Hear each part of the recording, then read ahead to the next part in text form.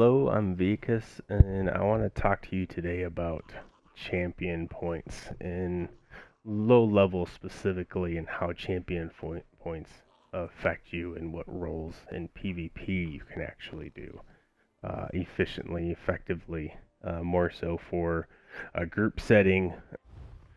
So, starting off, we're going to talk about how um,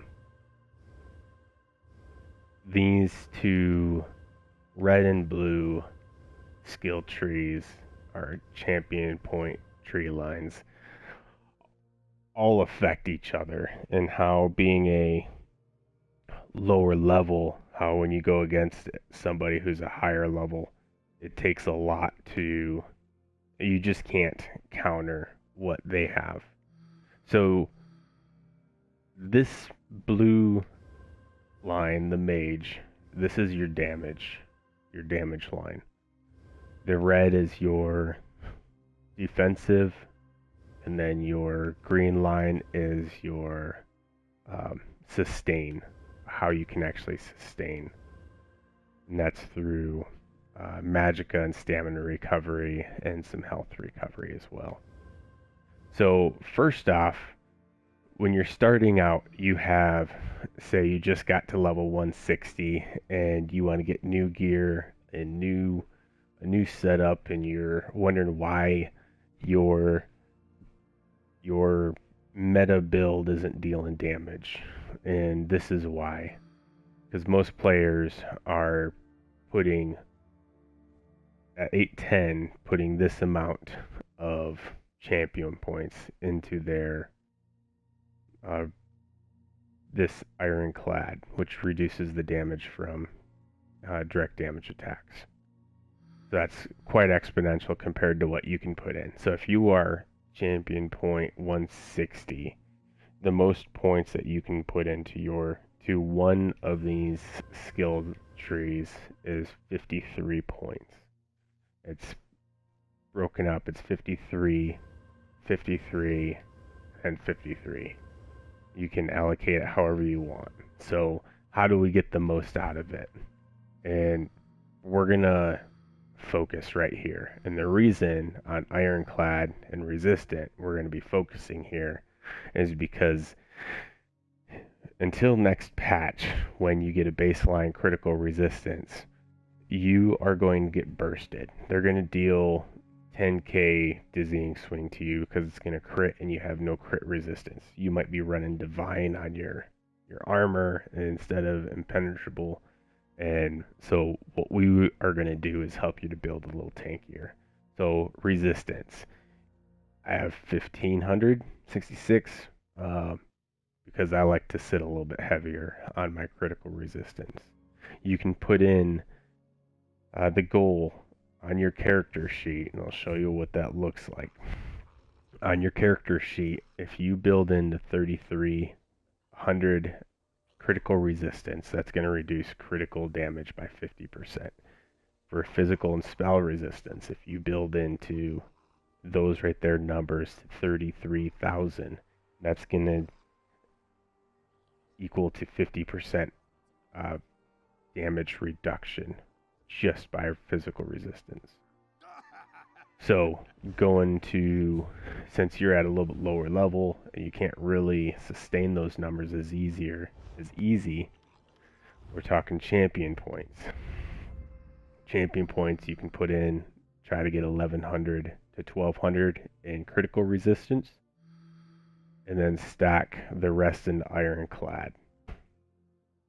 So ironclad is going to reduce the damage taken against direct damage attacks from both spell and physical. So over here you have physical, poison, disease damage reduction. Over here you have flame, frost, magic damage reduction. This is damage over time, direct damage attacks, it's all damage. This right here is all direct damage attacks. So how we're going to mitigate the damages through this here, critical resistance, and ironclad, direct damage. And that's going to help a little bit to offset it. So what you're able to put into this direct damage is going to be minuscule compared to what I'm able to put into my 8-10 direct damage.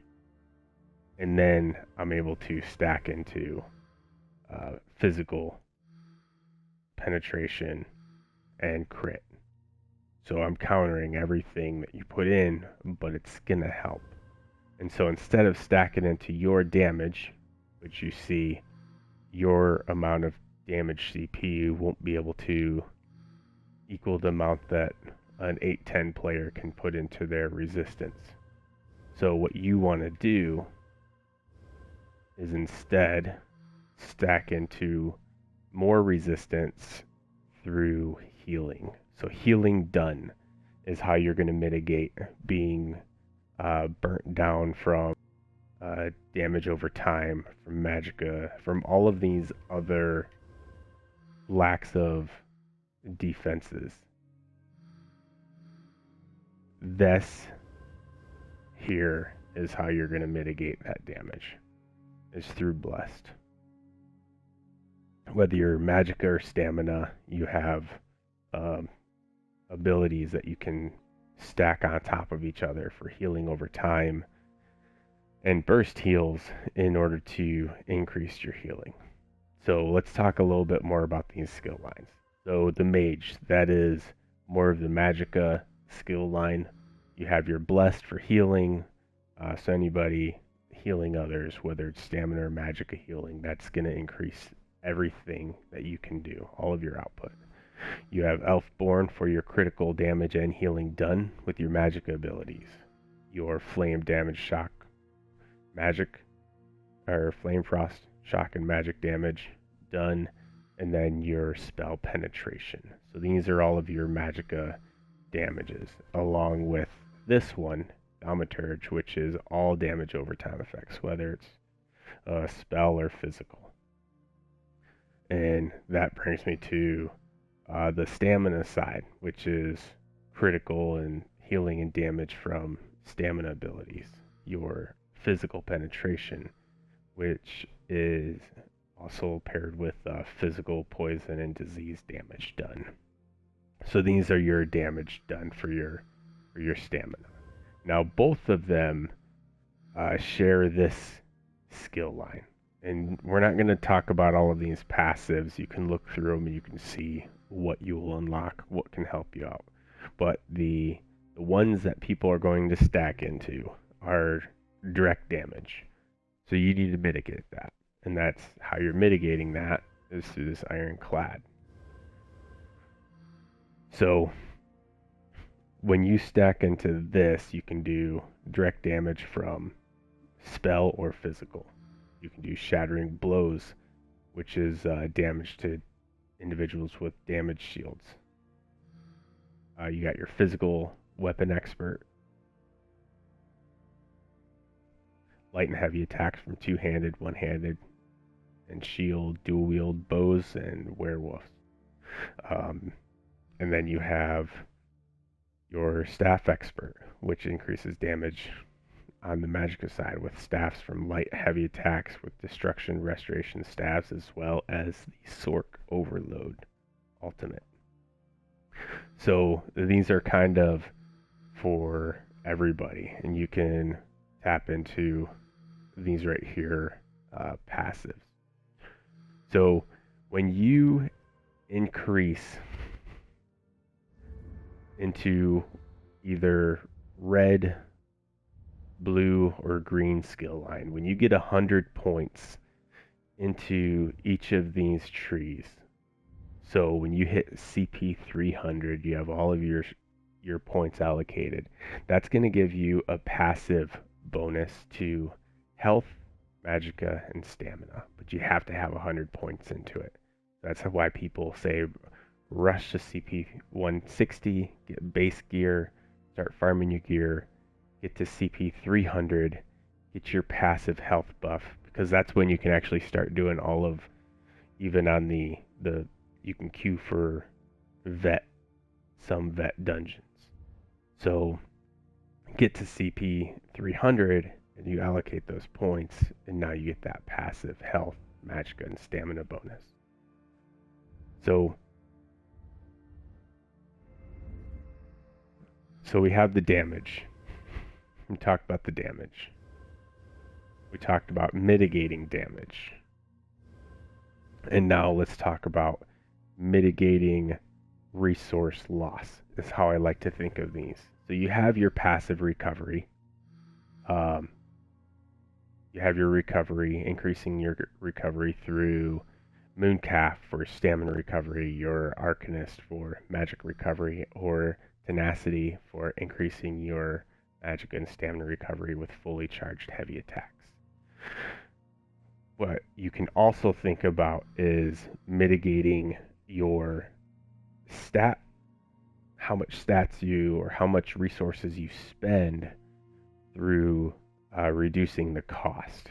So Warlord, try to get somewhere around 12% as soon as you can. You're going to get locked down. You're going to have some 810, 700, higher 600s just come up and start bullying you around at CP 160. So put some points into this, 12%, 15%, whatever you can handle. And then come over here and put some points into Shadow Ward. That way you can start blocking some of that damage, and it's not going to burn through your stamina bar, or if you're blocking with a ice staff, it won't burn through your ice staff, your magicka when you're blocking. Tumbling is good, but not as needed, because you can just use a movability skill or potion and move around. You don't need to roll dodge everything. That's going to cost a lot if you're in heavy armor. So block, cost reduction, and break free. Next up would be Mooncalf, Arcanist, and Tenacity. You can put points into those as you're increasing. So that's going to help you the most. Why Tenacity helps so much? So I mentioned heavy armor. So this right here for Tenacity, I have 49 points in. It's going to increase to 11% increase restored on fully charged heavy attacks for magic and stamina. So go into my skill tree. If you look at a couple things, so this is kind of what I suggest: going heavy armor with the restoration staff and sword and shield, because you're going to capitalize on blocking, mitigating damage by doing nothing other than holding L2. You're not holding it down permanently, you're just holding it down every once in a while. If you hold it down, if you hold down your block, you lose all of your stamina recovery. You can see my bar is not changing, so you need to let go of that block. So in your skills, one hand and shield, we'll talk about this one before we get to heavy armor and restoration staff. So you have a lot of passives in here as far as just blocking with the sword and shield equipped.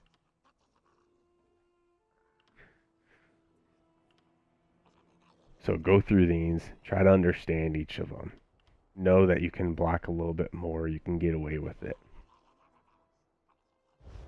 And then another thing is when you have your sword and shield equipped, you can actually cast your abilities while you're blocking. So you can mitigate that damage while you're buffing yourself. So going back to the skills, one hand and shield, it's a great setup to go with. Restoration staff for stamina for magicka is really good. I don't have the skills unlocked because I'm on a stamina build, but your first three are the ones that you want to focus on. The other ones are you can use them, but they're not going to buff you as much. So if you don't have as good of healing over time as you want, you can run this right here and morph it to whatever morph you want. I like the Healing Springs morph. It helps out. It gives you some resources back when you heal healer friendly with it. Regeneration, radiant regeneration or rapid regeneration. Rapid regeneration heals for a lot. So if you want to go selfish and heal more, you probably should go rapid regeneration. If you want to heal multiple people at the same time, use radiant regeneration. And then blessing or protection, this is going to give you some more resistances. So you want this. And then morph it to the one that increases the heal. You want that increased burst heal, because this is a really good burst heal. Gives you resistances, gives allies resistances, heals a bunch of people in front of you in a decent cone. So I suggest using this. And where the restoration staff with heavy armor comes into play. So we talked about, I'll go back to that champion point. Skill line tenacity. Tenacity is going to directly increase your restoration staff gain. So cycle of life increases the magicka restored from heavy attacks. And then your heavy attacks are also going to give you major mending. So you want to use this right here, heavy attacks on a restoration staff paired with heavy armor. Let's see if I can find it. Revitalize. Increase magicka and stamina of your heavy attacks restored by set amount. I think it gets up to 24%. That's a lot of resources that you're going to be recovering. So how do you put this together? You have heavy armor, restoration staff, sword and board.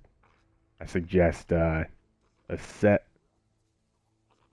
called Fortified Brass, and I also suggest being a Nord.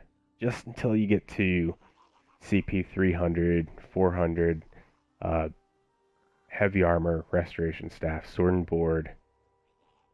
Thank you for watching. I hope this helps out. I know it's something that I wish I would have known a little bit earlier, playing and just knowing how champion points and how being in a champion point campaign, you're going against people who are vastly out leveling you. So I hope this helps offset a little bit with what you can do. Thank you for watching. Appreciate it.